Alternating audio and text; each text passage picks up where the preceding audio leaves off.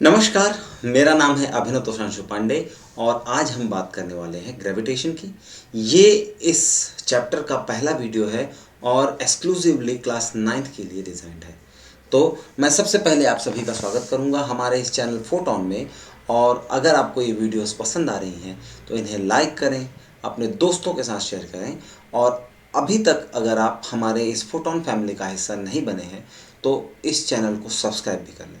तो चलिए, आज हम कुछ ऐसी बातें करने वाले हैं जो डायरेक्टली रिलेटेड तो नहीं है आपके कोर्स से, लेकिन अगर हम लोगों ने ये बातें नहीं की तो आपके पास में सिर्फ एक थ्योरेटिकल नॉलेज रह जाएगा, आप उसको डीपली समझ नहीं पाएंगे। तो अभी बात करते हैं कि ये जो न्यूटन्स लॉ है ग्रेविटेशन के लिए, तो हमारा जानना इसलिए ज़रूरी है कि ग्रेविटेशन से मतलब न्यूटन से पहले क्या था। तो न्यूटन से पहले बहुत सारी थ्योरीज आई जिन्होंने अपने अपने तरीके से ग्रेविटेशन और हमारे फिजिकल वर्ल्ड के साथ में इंटरैक्शंस को एक्सप्लेन करने की कोशिश की। और इनमें से सबसे पहले है एरिस्टोटल, फिर है केपलर और गैलीलियो। तो इनके बारे में एक एक करके बात करेंगे और सबसे पहले बात करते हैं हम एरिस्टोटल के बारे में। तो अरिस्टोटल की थ्योरी ये थी कि ये जो हमारे आसपास सराउंडिंग में जितने भी मटेरियल हैं, ये सारे के सारे मटेरियल बेसिकली 5 फंडामेंटल एलिमेंट से मिलके बनते हैं। और इन्होंने ये 5 एलिमेंट्स क्या क्या बताए थे? अर्थ, विंड, वाटर, अर्थ, फायर और स्पेस। ईथर, यहाँ पे ईथर जो लिखा हुआ है इसका मतलब है स्पेस। तो अब ये space, fire, wind, water and earth, ये सारे के सारे, इनकी थ्योरी ऐसी थी कि ये सारे के सारे एलिमेंट्स जिनसे मिलके हमारे आसपास सराउंडिंग का हर एक मटेरियल बना हुआ है, इन सारी चीज़ों की अपनी एक बाय डिफ़ॉल्ट नेचुरल पोजीशन है। जैसे कि अर्थ सबसे नीचे होता है, अर्थ के ऊपर अगर हम जाएंगे तो वाटर होता है, वाटर के ऊपर विंड, विंड के ऊपर फायर और सबसे ऊपर में आउटर स्पेस होता है। अब इनकी थ्योरी समझने की कोशिश कीजिए कि इन्होंने कहा कि कोई भी चीज़ इसलिए मूव करती है क्योंकि वो अपने नेचुरल प्लेस को अचीव करने की कोशिश कर रही है। जैसे कि अगर मैंने कहा कि मैंने एक बलून लिया और उसमें हॉट एयर बलून, मैंने नीचे से फायर लगा दी तो वो हॉट एयर बलून बन गया। अब हॉट एयर बलून ऊपर क्यों जाता है? तो इसका फिनोमिना ये था कि क्योंकि हम लोगों ने यहाँ पर फायर दे के रखा हुआ है, इसलिए फायर, क्योंकि विंड से ऊपर की जगह है इसलिए हॉट एयर बलून ऊपर जाता है। इसी तरीके से जब ये क्वेश्चन पूछा गया कि भाई रेन क्यों होता है, तो क्योंकि वाटर की जगह अर्थ के जस्ट ऊपर है इसलिए रेन होता है। अगर मैं एक पहाड़ के ऊपर चढ़ जाऊं और वहां से एक बड़ा सा पत्थर लुढ़का दूं तो क्या होगा? तो क्योंकि अर्थ की जो नेचुरल पोजीशन है वो सबसे नीचे है, इसलिए वो स्टोन अपनी नेचुरल पोजीशन अचीव करने के लिए नीचे आ रहा है। तो इस तरीके से ये था हमारे सोक्रेटिस, सुकरात जिनको हम हिंदी में बोलते हैं। तो ये इनकी थ्योरी थी। और आप यकीन मानिए कि अगर हम ध्यान से सोचें तो ये थ्योरी बहुत ही सक्सेसफुल थ्योरी थी and this was considered to be true for more than 1000 years. ठीक है, चलिए आगे बढ़ते हैं और यहाँ बात करते हैं हम गैलीलियो की। हो सकता है कि फर्स्ट स्लाइड में आपको गैलीलियो की स्पेलिंग थोड़ी गलत मिली हो। तो अब इनका जो एक्सपेरिमेंट था वो क्या था? इन्होंने दो चीज़ों के बारे में बात की। पहला था कि अगर मैं एक लाइट वेट ऑब्जेक्ट और एक हैवी वेट या मैसिव ऑब्जेक्ट दोनों को सेम हाइट से एक साथ नीचे फेंकता हूं तो ये दोनों चीज़ें नीचे भी एक साथ पहुंचेंगी। पहले हम ये मानते थे कि अगर कोई चीज़ें हैवी हैं तो वो जल्दी नीचे गिरेंगी और कोई चीज़ अगर लाइट वेट है तो वो धीरे से नीचे गिरेंगी। और इसका फेमस एग्जाम्पल था कि अगर मैं एक स्टोन और एक फेदर नीचे फेंकूं तो फेदर क्योंकि लाइट वेट है इसलिए वो नीचे धीरे धीरे आएगा, और स्टोन क्योंकि हैवी वेट है इसलिए वो जल्दी से नीचे पहुंच जाएगा। इन्होंने बहुत सारे एक्सपेरिमेंट करे और यहाँ जैसा कि आप देख सकते हैं कि ये एक स्लाइड है और इस स्लाइड में इन्होंने टाइम को मेजर करने के लिए अलग अलग डिस्टेंसेस में ये इंडिकेटर्स लगा के रखे हुए हैं, आप देख सकते हैं यहाँ पर। अब उसके बाद में ये एक्सपेरिमेंट क्या कर रहे थे, यहाँ एक बॉल लेंगे और वो बॉल यहाँ पुश कर देने के बाद में क्या देखेंगे कि वो पहले सेकेंड में थोड़ा कम डिस्टेंस, दूसरे सेकेंड में थोड़ा ज़्यादा, तीसरे सेकेंड में कुछ और ज़्यादा, फिर जैसे जैसे ग्रेजुअली टाइम इंक्रीज होता जाता है the distance covered by that ball increases. अब इसके बाद में उन्होंने क्या थ्योरी दी, तो इसके बाद में उन्होंने थ्योरी दी कि जो डाउनवर्ड्स मोशन होता है that is not constant. Not constant का मतलब है कि उसकी जो वेलोसिटी है वो कांस्टेंट नहीं है। जब कोई भी चीज़ ऊपर से नीचे गिर रही है तो उसकी वेलोसिटी कंटिन्यूसली चेंज होती है, और ये जो वेलोसिटी के चेंज होने का जो ट्रेंड है इसको हम बोलते हैं एक्सेलरेशन। ठीक है, तो आपको समझना चाहिए कि एक्सेलरेशन के बारे में सबसे पहले बात न्यूटन ने नहीं की थी। एक्सेलरेशन के बारे में जो बात की थी वो गैलीलियो ने की थी, और इस तरीके के एक्सपेरिमेंट्स के थ्रू उसको प्रूव भी करके दिखाया था। अब क्योंकि हम आज के इस लेक्चर में एक स्टोरी टेलिंग जैसा ही एक एटमॉस्फेयर बना के रखे हैं, तो आपको ये चीज़ भी समझनी चाहिए कि न्यूटन ने केवल एक एप्पल अपने सिर में गिर जाने से एक्सेलरेशन या ग्रेविटी या इतने बड़े लॉस की खोज नहीं की थी। That is a journey of more than 2500 years.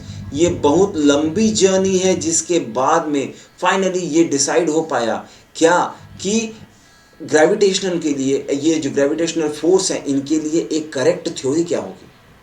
I hope आपको ये समझ में आ रहा होगा कि दिस इज अ जर्नी। बहुत सारे साइंटिस्ट ने, बहुत सारे लोगों ने अपनी अपनी कंट्रीब्यूशन देके फाइनली इस थ्योरी को इतना सॉलिड बनाया है जो आप अभी पढ़ने जा रहे हैं। ठीक है, तो आगे बात करते हैं, और ये हैं हमारे केपलर। अब इस इंसान के बारे में एक इंपॉर्टेंट बात है कि इन्होंने एक टेलीस्कोप बनाया। ठीक है, और ये जो टेलीस्कोप बना लेने के बाद में मोर देन 30 इयर्स ये रात भर क्या करते थे, टेलीस्कोप से प्लैनेटरी मोशंस ऑब्जर्व करते थे। वो स्टार्स को देखते थे, स्काई गेजिंग उनका फेवरेट टाइम, मतलब फेवरेट हॉबी थी, and he used to do this. And then what he did, ये क्या किए, इन्होंने अपने स्टूडेंट्स को, अपने प्यूपिल्स को बुलाया और उसके बाद में उनसे पूछा कि क्या आप प्लैनेटरी मोशंस को किसी मैथमेटिकल फॉर्म में डाल सकते हो? क्या आप कोई ऐसा फॉर्मूला बता सकते हो जिससे मैं ये प्रेडिक्ट कर सकूं कि मार्स या जुपिटर या सैटर्न अगले 3 महीने बाद मुझे किस लोकेशन में दिखाई देगा? He made a detailed map of the sky and he gave 3 important laws which were related to planetary motion. अब आप पूछ रहे होंगे कि मैं ये सारी स्टोरी आपको क्यों बता रहा हूँ, तो इम्पॉर्टेंट बात यह है कि आप ये स्टोरी जानें ताकि आप समझ सकें कि जब न्यूटन ने कुछ बताया तो वो कैसे बताया। तो चलिए आगे बात कर लेते हैं न्यूटन की। ये पिक्चर आप देख रहे हैं कि यहाँ पर हमको एप्पल भी दिख रहा है और मून भी दिख रहा है। सो ये कहानी एप्पल, मून और न्यूटन की है। तो आगे के चैप्टर में हम इनकी थियरीज, इनके फॉर्मूलाज एंड बहुत सारी चीज़ें सीखने वाले हैं, लेकिन हमको ये स्टोरी भी पता होनी चाहिए कि आखिर ये सारी चीज़ें हुई कैसे। तो चलिए आगे बढ़ते हैं, और यहाँ सबसे पहले आज हम बात करेंगे कि ये सेंट्रीपिटल और ये सेंट्रीफ्यूगल फोर्स क्या होते हैं। अगर आपने पिछली क्लासेस में ये चीज़ें नहीं पढ़ी हैं तो मैं आपको एक रिवीजन दे देता हूँ कि सेंट्रीपिटल फोर्स क्या है, सेंट्रीफ्यूगल फोर्स क्या है, और आज हम ये बातें क्यों कर रहे हैं। ठीक है, तो हम देख लेते हैं कि सबसे पहले कि अगर मैंने मान लीजिए एक पॉइंट पे, एक नेल पे, और क्या किया कि एक थ्रेड से कनेक्ट करके एक स्टोन फिक्स कर दिया, और ये स्टोन मैं जोर जोर से घुमाने लगा, तो आप बताइए कि ये स्टोन किस तरीके का पाथ एग्जीक्यूट करेगा। एंड द आंसर जो सबको पता है कि ये स्टोन एक सर्कुलर पाथ में घूमेगा। यहाँ परफेक्ट सर्कल नहीं बन रहा है, then also please consider this as a perfect circle. तो क्या होगा कि जब मैं एक स्टोन को गोल गोल घुमाने लगूंगा, मतलब मैं बस उसको मोशन देने लगूंगा, तो क्या होगा, वो एग्जीक्यूट करेगा एक सेंट्रल पाथ। अब भाई यहाँ अगर मैंने स्टोन को ऐसे लटका रखा है तो इस वायर का स्ट्रेट रहना इज नेचुरल, लेकिन ये वायर जब ये ऊपर वाली पोजीशन में होता है तब भी स्ट्रेट होता है। अब यहाँ समझने वाली चीज़ है कि सेंट्रीपिटल फोर्स क्या होता है और सेंट्रीफ्यूगल फोर्स क्या होता है। तो ये देखिए कि इस वायर में जो टेंशन है, ये वायर जो ऊपर होने के बावजूद स्ट्रेट नज़र आ रहा है, वो इसलिए क्योंकि यहाँ पर फोर्स लग रहा है बाहर की तरफ, यहाँ फोर्स लग रहा है बाहर की तरफ, यहाँ फोर्स लग रहा है बाहर की तरफ। और जो भी फोर्स जो किसी ऑब्जेक्ट को सर्कुलर मोशन करने के टाइम में बाहर फेंके, उसको हम क्या बोलते हैं, सेंट्रीफ्यूगल, सेंट्रीफ्यूगल फोर्स। अब इस फोर्स के बारे में एक और एप्लीकेशन बता देता हूं मैं।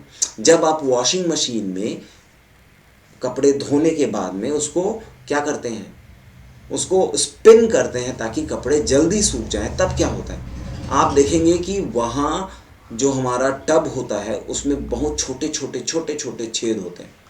और जब हम किसी कपड़े को अंदर डाल के उसको गोल गोल घुमाते हैं तो आपको कपड़े कैसे मिलते हैं, आप ध्यान दीजिएगा, तो आपको कपड़े बाहर ये आउटर सरफेस में, मतलब यहाँ इस तरीके से चिपके हुए कपड़े मिलते हैं। अब ऐसा क्यों होता है, ऐसा इसलिए होता है क्योंकि जब भी कोई ऑब्जेक्ट सर्कुलर मोशन एग्जीक्यूट कर रहा होगा तो उसके ऊपर आउटवर्ड डायरेक्शन में एक फोर्स लगेगा। वो फोर्स कौन सा है, वो फोर्स है सेंट्रीफ्यूगल फोर्स। ठीक है। अब अगर ऐसा है, क्योंकि अगर मैं इस वायर को काट दूं, इस तार को काट दूं या इस थ्रेड को काट दूं, तो अब बताइए कि ये मोशन क्या होगा। एक स्टोन लिया आपने और उसको गोल गोल घुमाते घुमाते अचानक से उसकी रस्सी काट दी या फिर आपने रस्सी छोड़ दी, तब आप देखेंगे कि ये सीधे सीधे सीधे सीधे निकल जाता है। इसका रीज़न ये है कि ये जो वेलोसिटी है उसका डायरेक्शन इज ऑलवेज आउटवर्ड, और उसको बैलेंस करने के लिए अब हमारे पास में एक और फोर्स है। ठीक है, और ये फोर्स है सेंट्रीपिटल फोर्स, सेंट्रीपिटल फोर्स। ठीक है,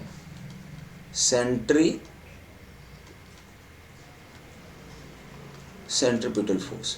अब ये सेंट्रीपिटल फोर्स क्या होता है, सेंट्रीफ्यूगल फोर्स को बैलेंस करने के लिए अभी अभी पिछले चैप्टर में हम लोगों ने क्या पढ़ा था, न्यूटन्स 3 लॉज ऑफ मोशन में थर्ड लॉ क्या था, every action has equal and opposite reaction.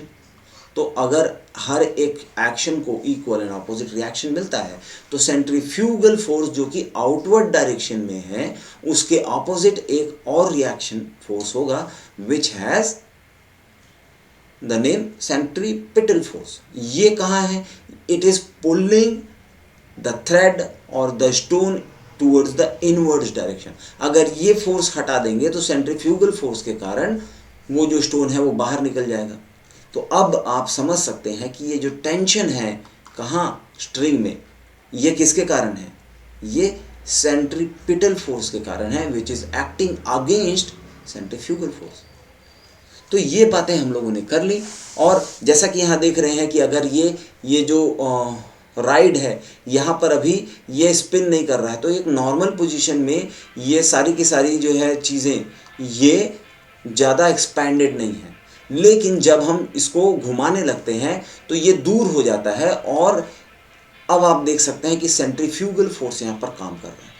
तो आई होप आप ये बातें समझ पाए होंगे। और फिर यही चीज़ें हम यहाँ देखते हैं मून के केस में।